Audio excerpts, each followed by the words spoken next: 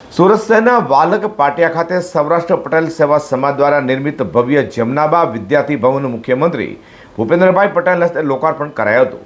તો કાર્યક્રમ દરમિયાન નાયબ મુખ્યમંત્રીના હર્ષ સંઘવીના હસ્તે સરદાર વલ્લભભાઈ પટેલની 31 ફૂટ ઊંચી પ્રતિમાનું પણ અનાવરણ કરવામાં આવ્યું હતું. ડાયમંડ અને સિલ્ક સિટી સુરતમાં શિક્ષણ અને સામાજિક ઉત્થાનને નવી દિશા આપતા સૌરાષ્ટ્ર પટેલ સેવા સમાજ દ્વારા નિર્મિત જમનાબા વિદ્યાર્થી ભવનનું ભવ્ય લોકાર્પણ કરાયું હતું. મુખ્યમંત્રી ભૂપેન્દ્ર પટેલના હસ્તે ખુલ્લું મુકાયેલા આ વિદ્યાર્થી ભવનમાં 1000 વિદ્યાર્થીઓ માટે નિવાસ અને અભ્યાસની સુવિધાઓ સાથે AI રિસર્ચ લેબ, અદ્યતન લાઇબ્રેરી જેવી આધુનિક વ્યવસ્થાઓ ઊભી કરાઈ છે. કાર્યક્રમ દરમિયાન નાયબ મુખ્યમંત્રી હર્ષ સંઘવીના હસ્તે 31 ફૂટ ઊંચી અને 9 ટન વજન ધરાવતી સરદાર વલ્લભભાઈ પટેલની પ્રતિમાનું પણ અનાવરણ કરાયું હતું. તેમજ કેન્દ્રીય મંત્રી મનસુખ માંડવિયા અને રાજ્યસભા સાંસદ ગોવિંદ ધોળકિયાના હસ્તે પૂર્વ મુખ્યમંત્રી કેશુભાઈ પટેલના નામે બનેલા ઓડિટોરિયમનું ઉદ્ઘાટન પણ કરાયું હતું. મુખ્યમંત્રી ભૂપેન્દ્ર પટેલે પોતાના સંબોધનમાં જણાવ્યું હતું કે પાટીદાર સમાજે ખેતીથી લઈને ઉદ્યોગ, શિક્ષણ અને પાર્લામેન્ટ સુધી દરેક ક્ષેત્રે આગવી ઓળખ ઊભી કરી છે. સુરતને વૈશ્વિક ડાયમંડ, ટેક્સટાઇલ અને કન્સ્ટ્રક્શન હબ બનાવવામાં પણ પાટીદાર સમાજનો મોટો ફાળો રહ્યો છે.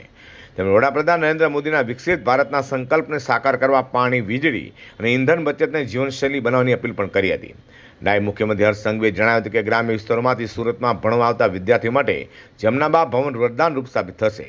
સાથે જ મોબાઈલના વધતા પ્રભાવ વચ્ચે દાદા દાદીઓને બાળકોને મેદાન અને મંદિર તરફ વાળવાનો અનુરોધ કરાયો હતો. સુરતમાં સૌરાષ્ટ્ર પટેલ સેવા સમાજ દ્વારા નવનિર્મિત જમનાબા વિદ્યાર્થી ભવનનું લોકાર્પણ સમયે મુખ્યમંત્રી ભૂપેન્દ્ર પટેલ અને નાયબ મુખ્યમંત્રી હર્ષ સંઘવી સાથે કેન્દ્રીય મંત્રી મનસુખ માંડવિયા, ગુજરાતના કૃષિ મંત્રી જીતુ વાઘાણી, ઉર્જા અને કાયદો રાજ્યમંત્રી કૌશિક વેકરિયા, આરોગ્ય રાજ્યમંત્રી પ્રફુલ્લ પાનસેરિયા સાથે નાગરિક સંરક્ષણ મંત્રી કમલેશ પટેલ, વિધાનસભાના ડેપ્યુટી સ્પીકર પૂર્ણેશ મોદી, સાંસદ મુકેશ દલાલ, અમરેલીના સાંસદ ભરતભાઈ સુતરિયા, આણંદના સાંસદ મિતેશ પટેલ, પૂર્વ કેન્દ્રીય મંત્રી દર્શનાબેન જરદોશ, અગ્રણી વલ્લભભાઈ સવાણી, પદ્મશ્રી મથુરભાઈ સવાણી, શ્રી સૌરાષ્ટ્ર પટેલ સેવા સમાજ સુરતના પ્રમુખ કાનજીભાઈ ભાલાડા, ઉપપ્રમુખ સવજી વેકરિયા સહિત ધારાસભ્યો, મહાનુભાવો, સામાજિક રાજકીય અગ્રણીઓ, ઉદ્યોગપતિઓ તેમજ વિશાળ સંખ્યામાં વિદ્યાર્થીઓ અને વાલીઓ ઉપસ્થિત રહેવા પામ્યા હતા.